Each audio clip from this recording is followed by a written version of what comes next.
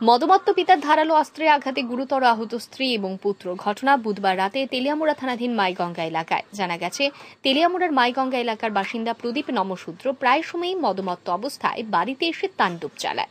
বুধবার রাতে বাজার থেকে গিলে বাড়ি এসে উত্তাল শুরু করে প্রদীপ নমশূদ্র। এর প্রতিবাদ জানায় স্ত্রী সবিতা নমশূদ্র এবং পুত্র অমিত নমশূদ্র।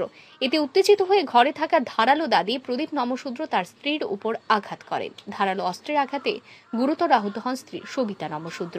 তাকে বাঁচাতে গিয়ে আহত হন পুত্র অমিত নমশূদ্র। চিৎকার শুনে এলাকাবাসী ছুটে এসে তাদের উদ্ধার করে তেলিয়ামুড়া মহকুমা হাসপাতালে নিয়ে যান। সেখানে কর্তব্যরত চিকিৎসক তাদের প্রাথমিক চিকিৎসার পর আশঙ্কাজনক অবস্থায় জিবি হাসপাতালে স্থানান্তরিত করেন। এদিন তেলিয়ামুড়া মহকুমা হাসপাতালের কর্তব্যরত চিকিৎসক জানান, আহত সবিতা নমশূদ্রের গলায় এবং অন্যান্য স্থানে আঘাতের চিহ্ন রয়েছে। ছেলে অমিত নমশূদ্রের পিঠে আঘাতের চিহ্ন রয়েছে।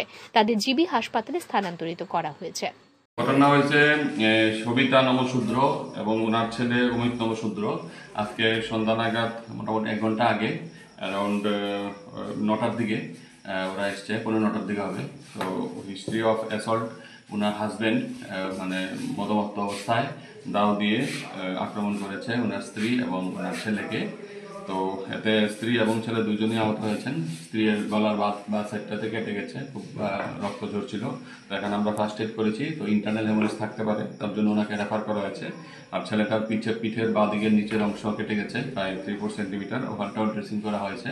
তো ওনার মাকে রেফার করা হয়েছে, তার জন্য ওনার ছেলেও সাথে যাবে বলে দুজনকে একসাথে আমরা জিবিতে স্থানান্তরিত করেছি। এইমাত্র ওনারা গেলেন। তো আমরা তেলিয়ামুড়া পিএসকে ইনফরমেশন দেওয়া হয়েছে, ওনারা এসে ওনাদের নাম মানে যিনি মদমত্ত অবস্থায় আক্রমণ করেছে ওনার নাম হচ্ছে প্রদীপ নমশূদ্র, বাড়ি মাইগঙ্গা, তেলিয়ামুড়া। এই ঘটনায় অভিযুক্ত প্রদীপ নমশূদ্রের বিরুদ্ধে থানায় কোনো অভিযোগ দায়ের করা হয়নি। তবে খবর পেয়ে ঘটনাস্থলে ছুটে যায় পুলিশ। ঘটনার তদন্ত শুরু করেছে পুলিশ। ঘটনার